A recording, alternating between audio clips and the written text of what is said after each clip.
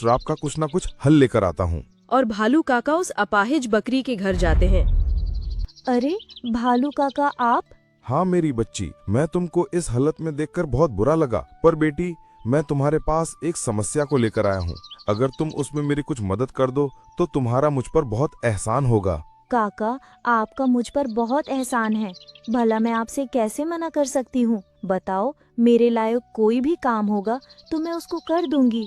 बेटी तुमने जंगल के महाराज को जो श्राप दिया है, तुम उसका कुछ उपाय बता दो, नहीं तो राजा के साथ साथ पूरा जंगल ही अपाहिज हो जाएगा। आप ठीक कहते हो काका, जंगल का राजा अपाहिज अच्छा नहीं लगता। अब मैं तुमको श्राप से मुक्ति का उपाय बताने जा रही हूँ। मेरी बात को ध्यान से सुनना। काली पहाड़ी के जंगलों में एक छोटा सा पेड़ होता है और उस पेड़ पर एक बड़ा सा फल लगता है। अगर तुम उस फल को लाकर अपने राजा को खिला दो तो तुम्हारे राजा को मेरे श्राप से छुटकारा मिल जाएगा। तुम्हारा बहुत धन्यवाद मेरी बच्ची, मैं अभी जाता हूँ। और भालू काका उस काली पहाड़ी वाले जंगल में चले जाते हैं और वहाँ पर एक छोटे से पेड़ पर बड़ा फल लगा होता है।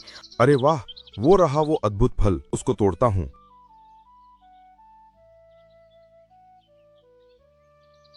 और वो उसको तोड़कर अपने साथ ले आते हैं।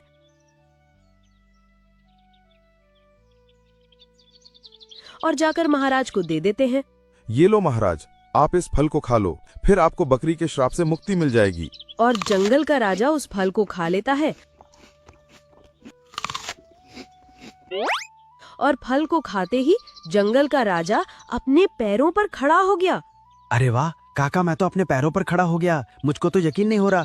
देखो काका, मैं अपने पैरों पर खड़ा हूँ। काका मुझको देखो। काका, अगर आप ना होते तो मैं जिंदगी भर अपाहिज ही रहता। आपका मुझ पर बहुत एहसान है, और एक एहसान ये भी हो गया। इसमें मेरा कुछ भी एहसान नहीं है राजन, ये उपाय उस बकरी ने ही बताया था, जिस बकरी को तुमने अपाहिज बनाया है। अगर तुम वाकई खुश हो और मेरे एहसान से मुक्त होना चाहते हो तो उस बकरी से जाकर माफी मांग लो।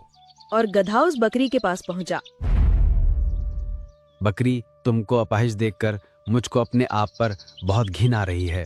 मैंने महसूस किया कि एक अपाहिज की जिंदगी कितनी कष्टदायक होती है। सच में मैं तुम्हारा गुनहगार हूँ। तुम जो सजा मुझको देना चाहो दे सकती हो। राजन, प्रायश्चित से बढ़कर कोई भी सजा नहीं होती। तुमने अपनी गलती में सुधार किया, मुझको अच्छा लगा। मुझे और कुछ नहीं चाहिए।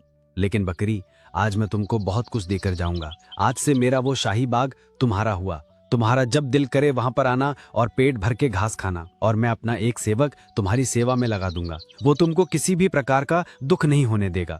राजन, मुझको तुम्हारे किसी भी सेवक की जरूरत नहीं है। तुमने अपने पाप का प्रायश्चित कर लिया, मेरे लिए वही बहुत है। ऐसे ही और वीडियो देखने के लिए चैनल को सब्सक्राइब और लाइक करें।